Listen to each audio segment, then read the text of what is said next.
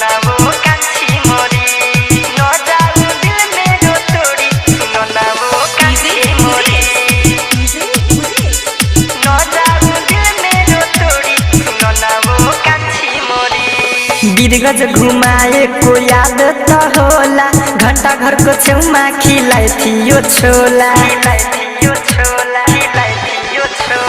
बिरगज घुमाए को याद त होला घंटा घर को छेउमा खिलाए थियो छोला किन गयो तिमी साथ मेरो छोडी मेरो छोडी न जाऊ दिल मेरो तोडी सुन न ओ कान्छी मोरी ओ कान्छी मोरी न जाऊ दिल मेरो तोडी सुन न ओ कान्छी मोरी न जाऊ दिल मेरो तोडी सुन न ओ कान्छी मोरी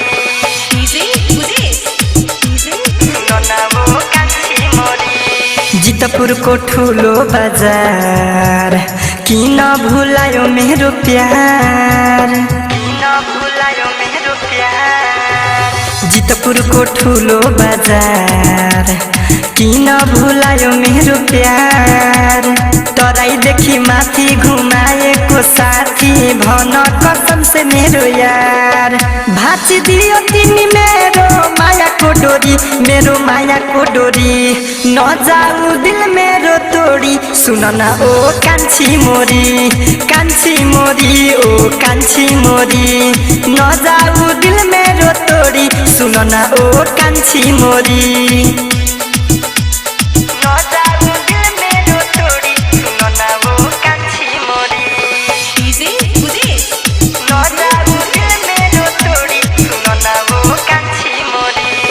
भन्छ इन्जे मामुली रिसाद गर्यो तिमीले बर्बाद गर्यो तिमीले बर्बाद भन्छ इन्जे मामुली रिसाद गर्यो तिमीले बर्बाद हेर राजु राजा मर्न गयो आज विश्वसँग पायो आजाद म गरिब तिमी ठुलो बाउको छोरी बाउको छोरी न जाऊ दिल मेरो तोडी सुन न ओ कान्छी मोरी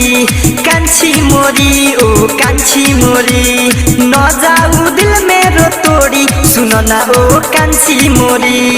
बिरगज घुमाएको याद त होला घण्टा घरको छेउमा खिलाए थियो छोला किन गयो तिमी साथ मेरो छोडी मेरो छोडी न जाऊ दिल मेरो तोडी सुन न ओ कान्छी मोरी ओ कान्छी मोरी न जाऊ दिल मेरो तोडी सुन न ओ कान्छी मोरी। Lakshmi recording studio Jitpur Nepal.